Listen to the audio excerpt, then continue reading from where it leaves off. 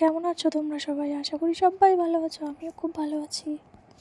তো আজকে তোমাদের ভিডিওতে শেয়ার করব আমার জন্মদিনের ব্লগ। আমার জন্মদিনে কি হলো না হলো সবটাই তোমাদের এই ভিডিওতে শেয়ার করব। তো চলো বন্ধুরা, ভিডিওটা কেউ স্কিপ না করে দেখতে থাকো। তো আমি সন্ধ্যাবেলা গিয়ে বাজার করে নিয়ে এসেছি। তো আমার শাশুড়ি সেগুলোই আর কি বাছাবাছি করছে। আর এখানে হচ্ছে মূলো দিয়ে আলু দিয়ে আমি পুঁটি মাছের একটু ঝোল করব।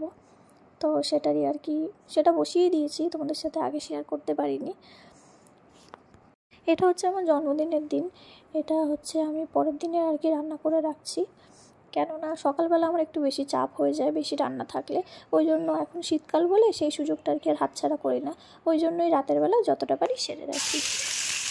তোমরা কেউ এরকম আমার মতো করো কিনা জানি না, কেউ করলে অবশ্যই কমেন্ট করে জানিও, ঠিক আছে? আর এখানে হচ্ছে আমি পালং শাক করবো, ওই জন্য সবজিগুলো ভেজে নিচ্ছি। পালং শাক শাশুড়ি আগেই বেছে রেখে দিয়েছে, তো আমি ধুয়ে নিয়ে রেখে দিয়েছি। তো পালং শাকটা করে নিই। আর এদিকে শীতকাল পড়তে না পড়তে এতই মশা, আমার জাগ সারা ঘরে ধুনো দিয়েছে। যাই হোক, ভালোই হয়েছে, মশাগুলো সব ঘর থেকে বিদেয় হয়েছে। এদিকে দেখতেই পাচ্ছ আমার পালং শাকটা হয়েই এসছে প্রায়। আর এই হলো আমার বার্থডে কেক, যেটা আমার যা নিয়ে এসেছে আমার জন্য। তো চলো, অনেকটাই রাত হয়ে গেল, যেহেতু ওরা কাজ থেকে আসবে তারপর কেকটা কাট করব, ওই জন্য ওরা আসলো, সবাই চলে এসেছে। তো চলো এবার আমরা কেকটা কেটে ফেলি। আর এদিকে কেক দেখে তো আমার ছেলে খুবই খুশি। ও কিন্তু কেক টেক এসব আবার খায় না, কিন্তু ও খুব খুশি।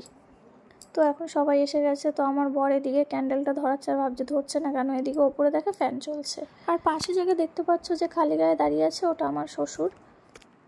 আর এদিকে আমার জন্মদিনটা যেহেতু শুক্রবারে পড়েছিল, ওই জন্য একটু অসুবিধা হয়ে গিয়েছিলো। খাওয়া দাওয়াটা আমরা রবিবার রেখেছিলাম। তো শুক্রবার আমার যা শুধু কেক নিয়ে এসেছিলো, কেকটাই আমরা কাট করলাম। আর খাওয়া দাওয়াটা বাকি থাকলো, যেটা হবে রবিবার। ওদিকে তো যখনই বাজার থেকে আসছে, বর ফোন করে বললো আজকে কিছু রান্না টান্না করো না, আমি বাইরে থেকে খাবার নিয়ে যাব। তা আমি বললাম বেশ ভালোই, তাহলে তো রাতের রান্নাটার থেকে মুক্তি পাওয়া গেল। কেক তো কাটা হয়ে গেল, এবার সবাইকে একটু খাইয়ে দিই, সবাইকে কেটে কেটে দিয়ে দিই। অনেক রাতও হয়েছে, জানি না কেক খাবে কখন আর রাতের খাবার কখন খাবে।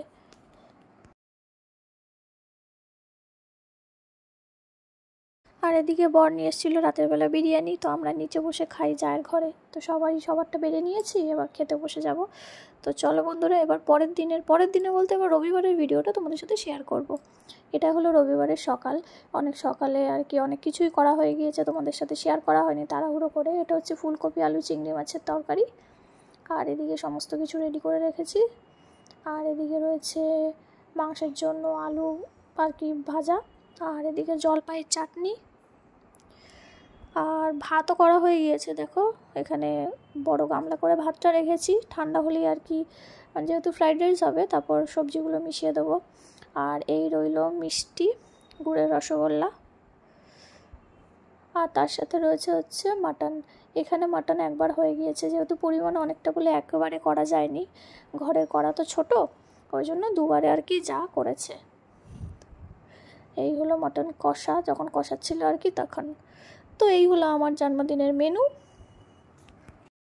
তো সবই রেডি হয়ে গেছে, শুধু আমি লাস্টে পাঁপড়টা ভাজবো, ব্যাস হয়ে যাবে।